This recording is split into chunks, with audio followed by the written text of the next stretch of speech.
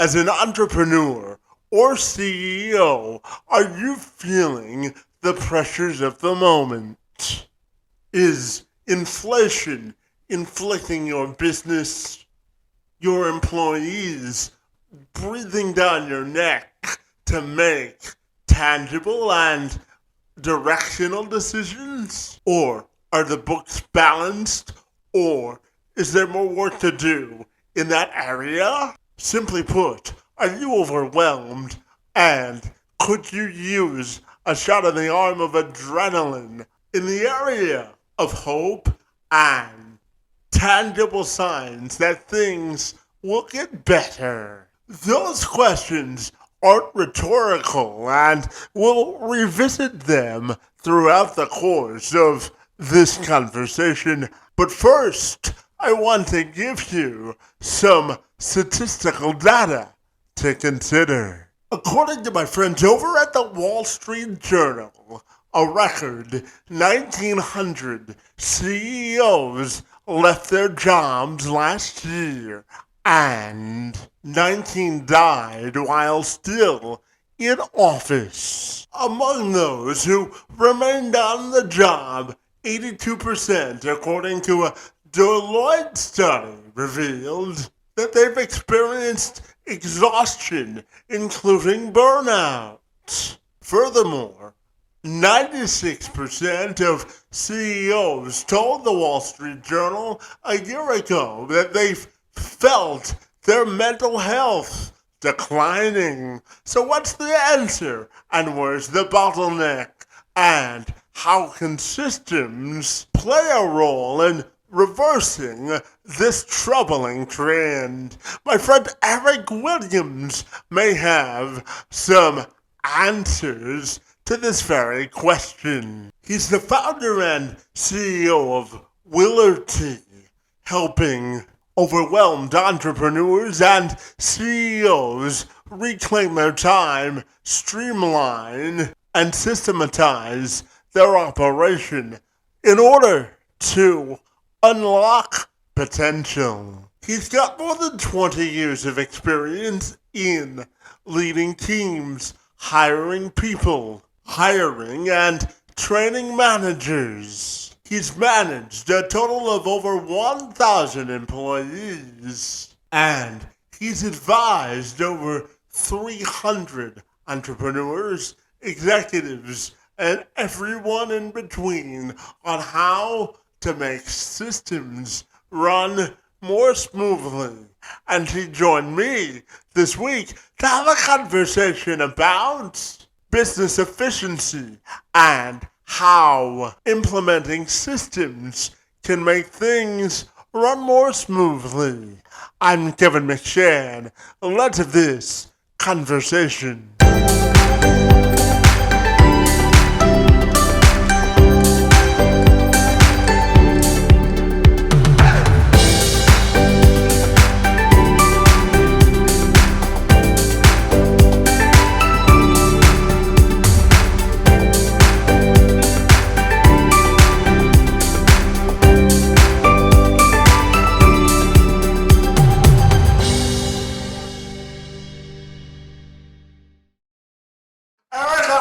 You a happy Thursday, my friend, and welcome you to the program. And I'm super excited to talk to you all about the difference that you're making in business, the workplace, and everything in between. Happy Thursday to you, my friend, and thank you so very much for being here.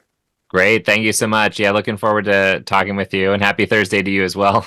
Absolutely. No, Eric, I wanted to start our conversation off by asking you about the concept of workplace prosperity. I know you work with business owners and small business owners in particular to help them sort of create the systems necessary so that they can live a balanced life. So tell me about your work and how you help entrepreneurs see the full picture, my friend. I'm fascinated.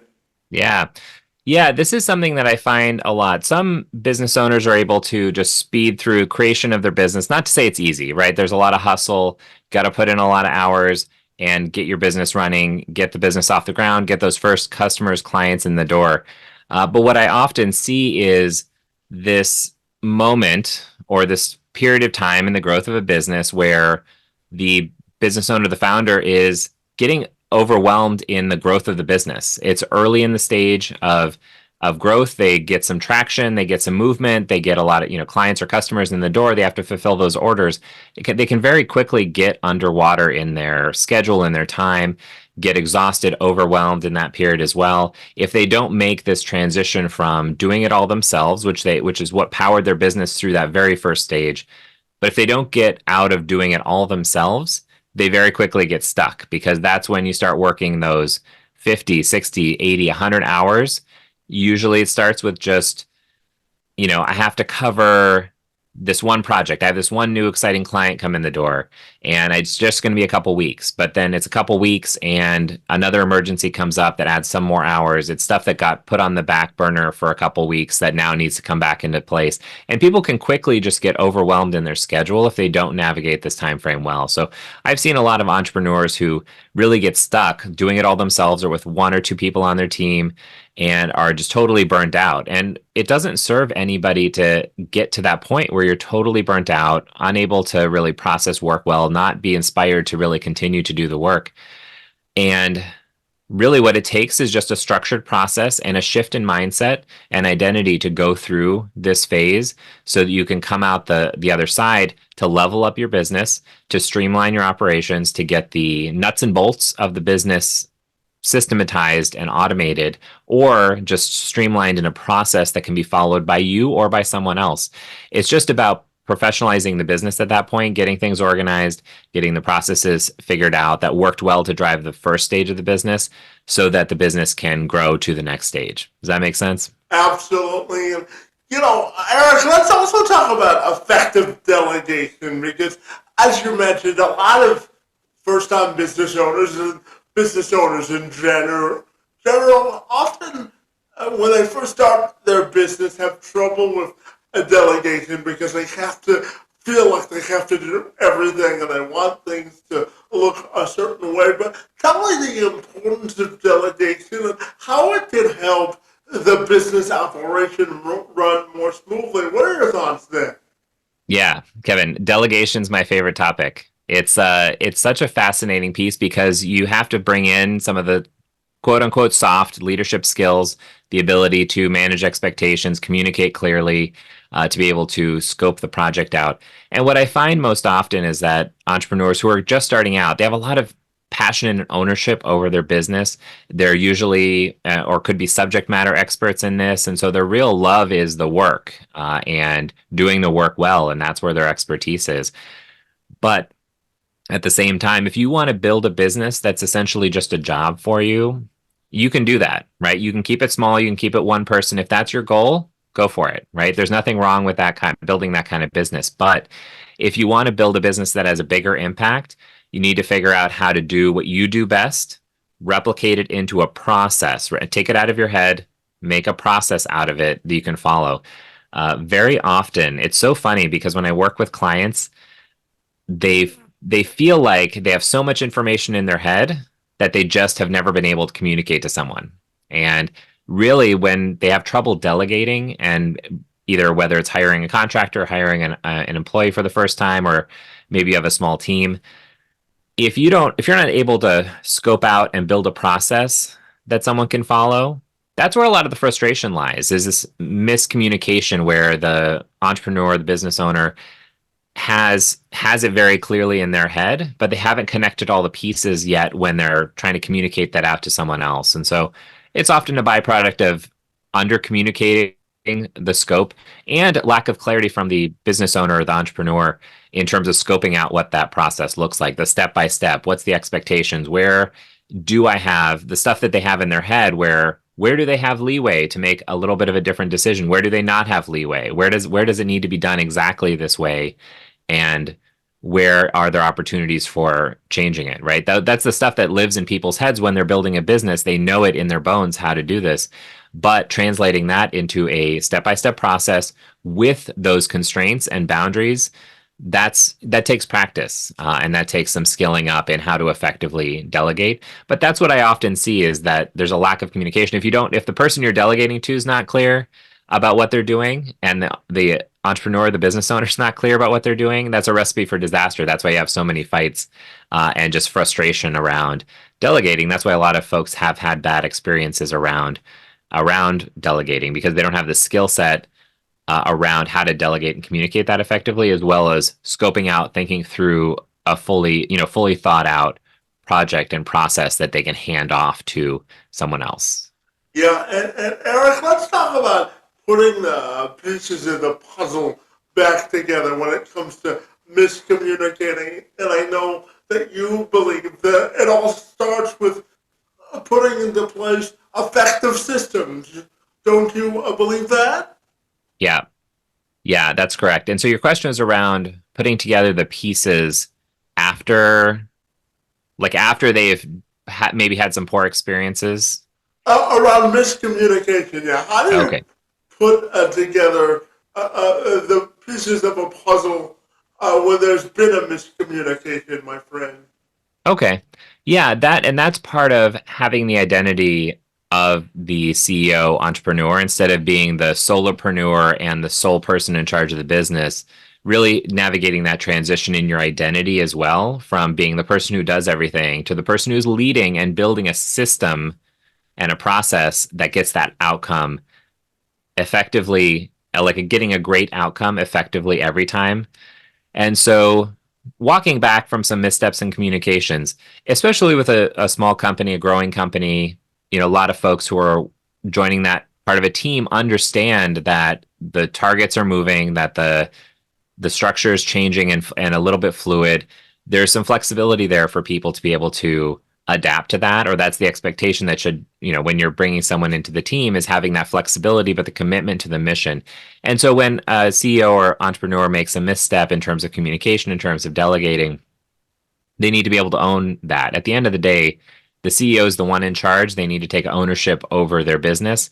And that means ownership over themselves, how they communicate, and ownership over making sure that the people on their team are properly equipped to make that happen. So it's, the short version of that is essentially just acknowledging the mistake or acknowledging that perhaps it wasn't communicated clearly, taking ownership of it first. It doesn't mean that person's always the best person well equipped to do the job.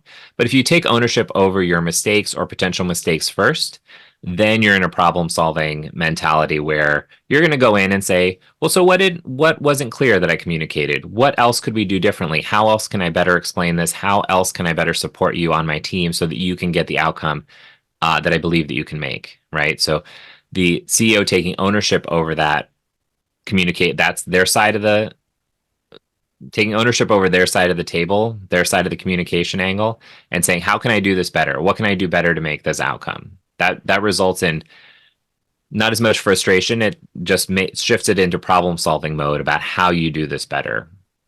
Yeah, absolutely. And Eric, let's talk about putting into place systems. And what are the keys or the steps that people have to take to put into a place effective systems in business, my friend? What are your thoughts there?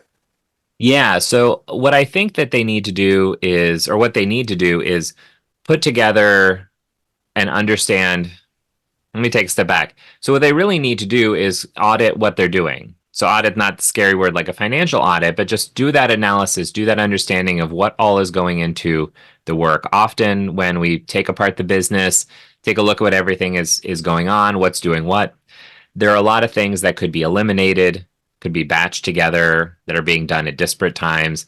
There are things that are not being automated. Sometimes when you automate something, it's both reducing mistakes and making it go faster um, and more effectively. And then that systematization and delegation in terms of building out those standard operating procedures, how certain things get handled as a matter of process, basically downloading that entrepreneur's head into the step-by-step guides. It could be checklists. It could be video walkthroughs. That's one of the areas that I find whenever I recommend that, people are like, oh, why didn't I think about that? It's so easy to hop on. If you're on Slack, for example, built-in video capture feature. If you're on Zoom, you could hop on and do a Zoom recording and just walk someone through. Or if you're in a meeting with someone, walking them through something that you've explained to 5, 10 other people, Mhm. and you keep on getting questions about it, why not turn that into a mod, like a lesson or a walkthrough, a training about how to do that, so you record it for posterity? Those are all forms of creating the process and codifying the process. It doesn't have to be anything too complicated when you're just starting out, but there's ways to essentially document the process, whether it's on video, whether it's on audio, whether it's in text. But the video audio thing is usually very fast. A lot of folks can just hop on and record a quick video. Anywhere where you have any area of expertise, almost everybody can just hop on and do a 5 minute off the cuff, like, here's how you do it. And so those are methods of capturing those things. But zooming back out, it's really about doing that, understanding where your business is and doing a step-by-step evaluation of all of the different workflows, the things that are in your schedule, the emergencies that are coming up, what's causing those, what's the driving factor there, how can you mitigate it. So doing that deep dive analysis and then starting to put it back together. So you're essentially rebuilding your business. It doesn't have to be wildly different from what it is, because there's a lot of stuff that's working well, but we need to solve for the dysfunctional parts, the emergencies, where the fires are coming from, and rebuild it in a way that's more effective, more efficient, more streamlined, along those lines. Yeah, absolutely. And to that point, Eric, I'm curious, what do you think is the secret or keys to scaling a business effectively? Yeah. Yeah, because I often work with folks who are either solo, small team, sometimes 5, 10, 15, 20 people, um, even occasionally ones that closer to 100 who have gotten into burnout and overwhelm because they've gone through a transition and things aren't systematized or standardized or not to the level they need to be for that size of company. And so to get to scale, at first you need to take ownership of it yourself and shift your identity into the CEO identity, not the doer identity. It doesn't mean that as you're growing that you're not still doing a lot of the stuff in the trenches, that you're not still doing a lot of the work, but you have to have a plan. So all of those kind of concise areas of work that you're still holding on to as you grow the business, as you hire another person on your team, as you hire 5 new people on your team, is to shift your mindset and identity around what your role is. And your role as if you're planning to scale your business, again, if you have a business that where you want to just work for yourself and that's just you and you're essentially creating a job for yourself, that's fine. If you want to scale your business, it's about shifting that identity into a mode where you're constantly looking for those opportunities to delegate, optimize, systematize, and delegate the work. And really, what that takes is once you shift your brain into that mode and are able to practice it, it's one of those things, it's like a muscle. It takes time to build that identity, build that practice, build that kind of visibility into your business. But as you grow, because you're in charge of building a system that gets the outcome, not that you're getting the outcome for your clients or customers, or you're not producing the product for your clients and customers, your system is building the stuff that you're selling to your clients and customers. Does that make sense? And so Mhm. really, to grow and scale, it's about constantly being on the lookout for where are those opportunities to delegate and make the system more efficient. Look at the whole map, look at the whole system, and say, where's the breakdowns? Where are we starting to get tight on our capacity, whether it's time capacity, resources, or whatever. But it's really a shift in identity and role once you get the mechanics of having delegated the pieces out and optimized and delegated and automated. You still have to go through these stages of growth. That's what I find is, the process that I take clients through is great. It can take you from solo to 3, 4, 5 people. It can, could be that you need to jump from 5 people to 10, 15, 20 people. And that transition makes a different stage of life for the company. The same things that worked at, up to 5 employees doesn't necessarily work once you get to 10, 15, 20. So you need to go through this process again of really reworking it, thinking about what the next stage of the business looks like. And then, when you're jumping from 20 to 50 to 100, the systems and processes need to look different. They're a little bit more complex, but you still need to go through this, have the ability to go through this process many times through the growth of your business. Yeah, and Eric, as I shared with you before we started our conversation, my friend, I do a lot of work with businesses to promote diversity, equity, and inclusion, and for folks with disabilities as well. So tell me why it's important for you to really emphasize to entrepreneurs and employers the benefits of embracing inclusion in their operational process. What are your thoughts there? Yeah. So from a business perspective, just being a decent person, creating equitable opportunities for everybody, being able to include folks of all backgrounds, all abilities, neurodivergence, whatever it might be. It's important to do that just as a human being, but at the same time, on the business side, having a diverse team in however you want to define it in the variety of ways that people can, people are multitudes of identities, multitudes of experience. And so everybody comes with their own unique perspective, but being intentional about how you're building a team that has a unique perspective, unique life experience. For business owners, there's so much benefit to having diverse ideas and diverse perspectives at the table. And that's why it's so important because it essentially businesses are usually driven by a very specific vision of the founder, the entrepreneur who started the business. But that also comes with, I don't want to say baggage, but it just comes with their own lived experience, which is absolutely valuable in the equation. But the same way that, everybody has different backgrounds, perspectives, ability, neurodivergence, whatever it is, they all are only thinking about it from the lens of their own lived experience. And so bringing others to the table, bringing others into their team is so valuable in terms of building that perspective and having the visibility and other ideas at the table that make the business outcomes that much more rich. Does that make sense? That's that. Absolutely. Those are some of my thoughts on that. Yeah, absolutely. And Eric, I want to talk to you about how business owners can reclaim their time and the whole concept of balance versus burnout. But I know that systemizing things is the way that you sort of teach entrepreneurs to do that. But let's have a deeper conversation about how to create balance in business. What are your thoughts there? Yeah. Yeah, creating balance, and as much as the work that I get into, it's easy to describe as just the systems, just the process.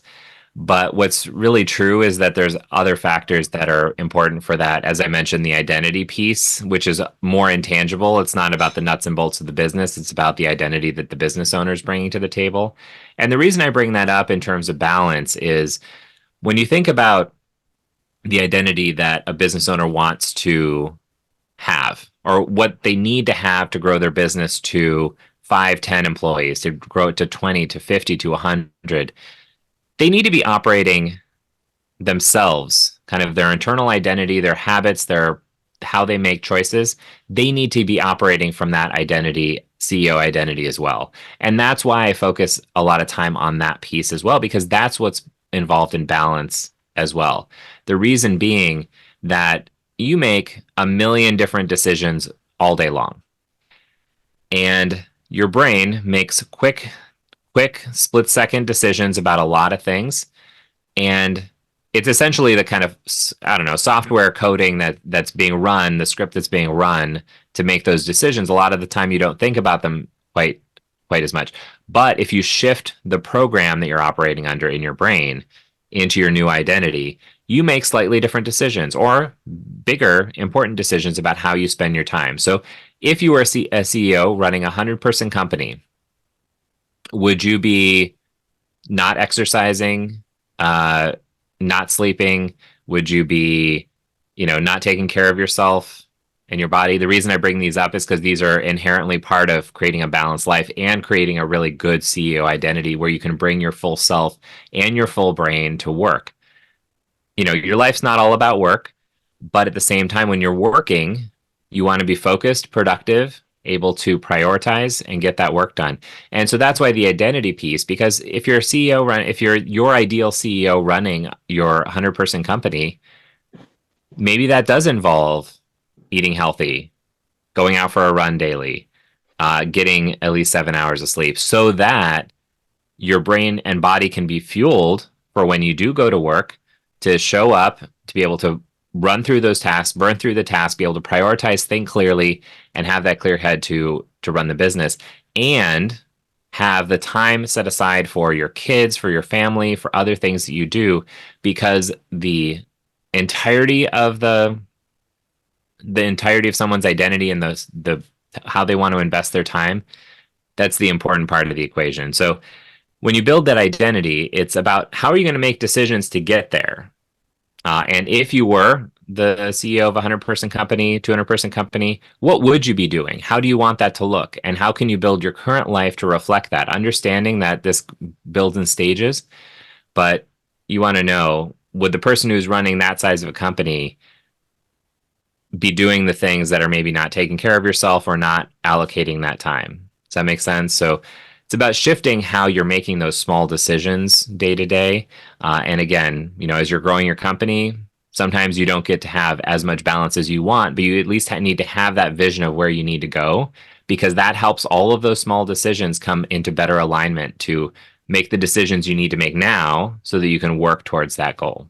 Yeah, and Eric, how do you think inflation has affected entrepreneurship in today's business climate? What are your thoughts there? Do you say inflation? Yes, sir. Yeah. Yeah, inflation is definitely putting a lot of pressure on folks on all sorts of businesses, whether it be in terms of wage inflation, salary inflation, in terms of products and stuff that they need to source for to fulfill their own orders. And so it's been putting a lot of pressure all the way, up and down the financials of businesses. And what I think is really going to be what's happened and what's really going to be happening into the future is that companies that were not particularly resilient, that were operating on the edge, are just going to not make it, right? It's hard to get through when you have those kinds of emergencies to really adjust and adapt. And it's not to say that if you have a more resilient business that it'll all be solved, but inflation is not the only emergency that entrepreneurs are going to face in their journey through owning this business. This is the one that's going on now. It's quite hard for employers to deal with and entrepreneurs to deal with, but it's something that you need to keep in mind, right? Just the steady state beforehand. There were other emergencies, other things that could rock the boat. These are environmental factors that businesses need to operate under and adapt to. And so if you're operating, I think about it the same way as, entrepreneurs who are already at 80 hours a week and have been for years, and are totally burnt out. They don't have a lot of wiggle room, right? If anything goes wrong in that business, they have no extra time to be able to adapt to it. And that's why it's important to really get your business locked down and streamlined and optimized, because you need to have some buffer. Like, you need to expect that there are some emergencies like inflation, even emergencies that go on for years, to have some resilience and flexibility in your time to be able to adapt to those emergencies, right? So if you're already operating at 80 hours a week, 100 hours a week, you have no extra time to allocate to solving it and figuring out how to make it work better, right? So if you're able to get your schedule under control when those emergencies hit, like inflationary pressures, and you need to source some new materials or hire people a different way or restructure the work, if your schedule is reasonable, if you need to build in another 10, 20 hours a week, maybe you can, right? Because your schedule, even, you're working under your ideal schedule, but emergencies come up, you need to have the flexibility to be able to deal with them. So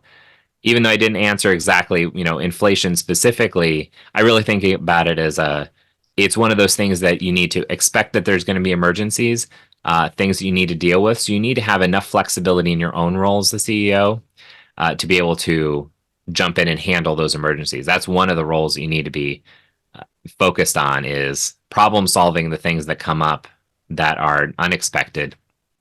You can't be running like all the day-to-day stuff yourself, especially if you don't have any extra time to solve those emergencies. Then you're just gonna, then the boat's gonna sink if there's an emergency that comes up. Make sense? Absolutely. And Eric, if I put you in a room of 1,000 first time entrepreneurs, and I asked you to give them a list of questions to consider before starting their business because, entrepreneurship isn't for everyone. So I'm curious if I told you your job was to make these group of entrepreneurs really consider the choice that they're making before making the leap to entrepreneurship. What sort of questions or what would be your message to the group of entrepreneurs?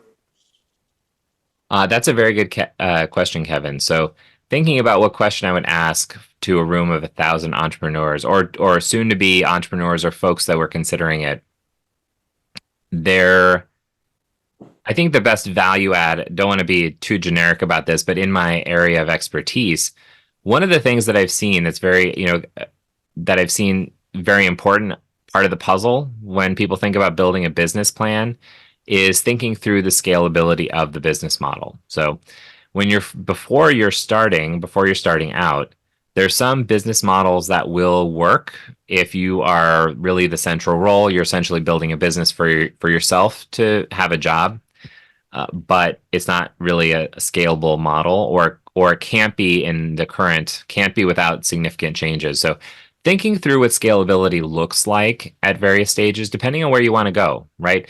Just because you have a business that can grow doesn't mean it has to grow, but entrepreneurs should really think critically about what do they want their business to look like? Do they want to have a business where it's just a job for themselves? Do they want to have a business where they have, 2, 3 employees, maybe a few, contractors on the team? Small team to manage can be a great size business as well and very lucrative depending on the structure. It could be that they really want to grow and really build a big company. So in a variety of business types, you can do that. But the size, you're maybe going to cap out at a certain size before needing to do something different. So depending on what the entrepreneur wants when they first get started, that's the important part to consider is where do you want to go? How big do you want this to be? How much money do you want to make? And is that possible with this business model? And what's it going to take? What is those stages going to look like from, 0 to 5 employees, from 5 to 20, from 20 to 50 or 100? And so that they understand what that's going to look like. I had one guy I was talking to who was just getting started. There's a good anecdote, I think, for this question, who is doing it part-time, working a full-time job, and building this business. But because of those constraints, because he couldn't leave his job yet based on the revenue that was coming in, he had to be creative about how he built the business model. And so it was about, he would go out and get the contracts and then have folks on that he had already lined up to be able to fulfill the work. So it meant the margins on each of those contracts were not quite as big, but he essentially was able to delegate 2/3 of the implementation of those contracts to other folks who are contractors in this structure. And so, he was essentially able to, and, I'm looking forward to checking back in with him in a few months. But as he was getting started, he'd already put this model in place. And it was because he was operating under his constraints that he actually had to build a business model that could scale. And so once he gets to a certain size, maybe he can hop over to the business and do it full time. But he actually built something that scales right out of the gate, and just is a matter of getting the clients in the door. Does that make sense? So in summary, it's really about what size business do you want to be, and create that plan about where you think the real problems are going to be at different sizes of growth along the way. Yeah, and Eric, I have a two-part question for you. I am a huge believer in creating a competitive advantage, both in life and in business. So I'm curious to ask you, how do you think we can use adrenaline in business as a competitive advantage? And what does it mean to you to lead from a position of power in business? What does that mean to you, my friend? Great. So Kevin, yeah, thinking about adrenaline, it's so related to the topic of growing your business, getting burnt out, whether you can build it sustainably. And so thinking about adrenaline can be a very great tool, but adrenaline in your body is really designed as a short stopgap emergency problem solving hormone. And so when you think about using that for your business, adrenaline's supposed to be these short bursts where you need intense focus, you need all your muscles working to get, together in alignment and increase strength, all that. So adrenaline when running your business. So, when you're building your business, when you're trying to get traction, you absolutely need to hustle and you need to do a lot of testing and iterating to get that product market fit. When you switch into getting traction and need to actually systematize and build those processes to get this outcome at scale, to get it repeatedly in your business, that's where you need to shift into a different mode of operating. And so adrenaline, I think, should really be reserved for those. There's going to be push pace moments in the business. As we talked about before, there are going to be emergencies. You don't know exactly what those are going to be. They're going to be external factors, external shocks. But the drive and most of the time the great business outcomes are driven by persistent and consistent action as opposed to really aggressive adrenaline fueled action. And so when you're able to build a business where you can sustainably focus through every day and have very clear priorities that you're getting through every day, that's additive and multiplicative through building your business as opposed to these short bursts of energy. You still need to keep your adrenaline. And that's why if you're overworked and overwhelmed, that's the equivalent of having used up too much of your adrenaline, trying to push yourself through the process. And, in the human body, it can cause adrenaline fatigue and just not having the right hormones in your body to be able to power those moments where you really need to react quickly. And so you can absolutely grow your business in that determined focus. It, doesn't mean you're not using whether it's anger, frustration, or other kinds of emotions to fuel your focus. But at the same time, using adrenaline or using these kind of the intensity for too long is what really can result in overwork and burnout. Yeah, absolutely. And Eric, I've got two questions left for you. And the first has to do with the correlation between leadership and trust, my friend. I believe that no matter how long you've been in school or how many degrees you have on a wall, you can always learn something from someone else. And the ability to listen in my opinion, it makes a great leader. So tell me, how do you view the correlation between leadership and trust? What are your thoughts there? Yeah, that's a very good question. So the correlation between leadership and trust, I think, is huge. So I was thinking about this recently in regards to hiring. One of my clients is trying to hire someone new in a critical role in their business. And, some of those traits, one of the traits that I think is relevant to this question is honesty, right? When you're looking for an employee who is honest and trustworthy. And I think that cuts both ways as well, right? Because a lot of the times people, specialized skill areas, yes, can be hard to acquire, but at the end of the day, someone with the skills who's not trustworthy is really not worth having on your team. I'll just put it plainly in there. But the same thing goes with an employer. So the trust cuts both ways in leadership in terms of when you're the leader of the company, operating from a position of authenticity, from honesty. You need to be able to have that, be able to be honest with people on your team.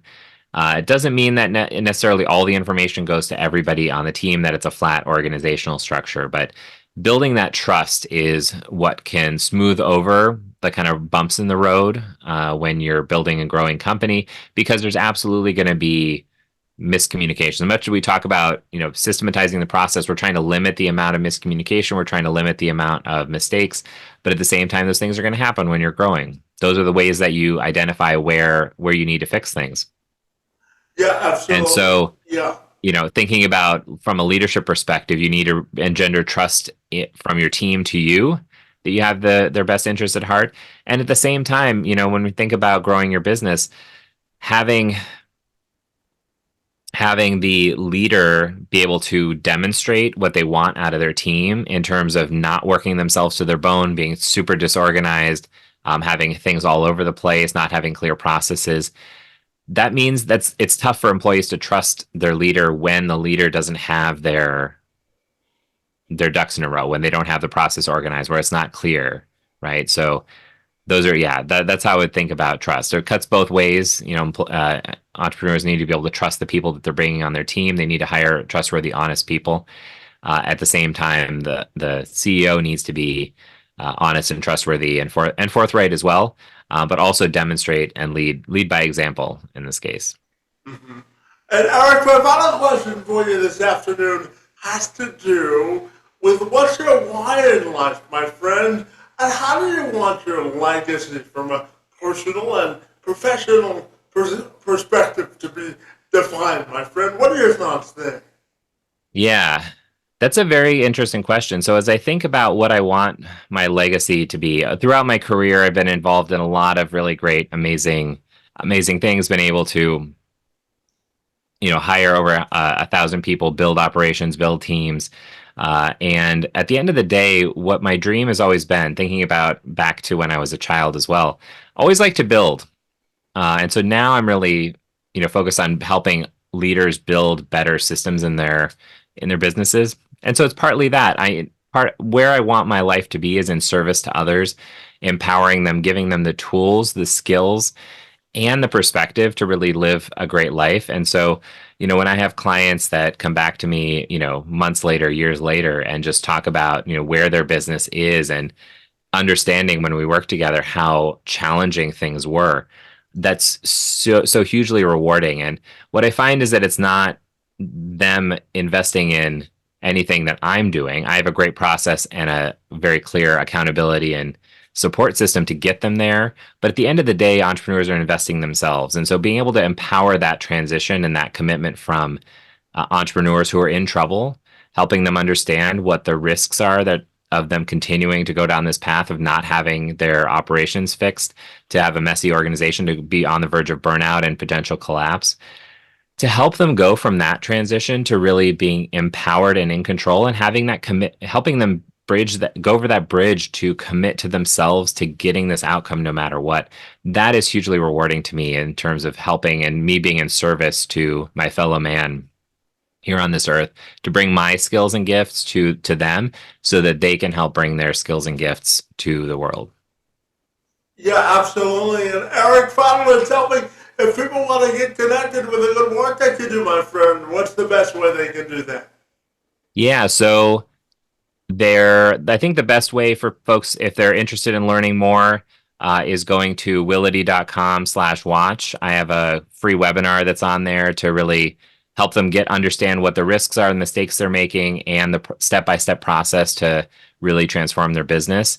And so that's at willity, willity.com/watch. And that's probably the best place. I have a couple free workbooks and things on the site as well at /download. But that's probably really the best place to connect.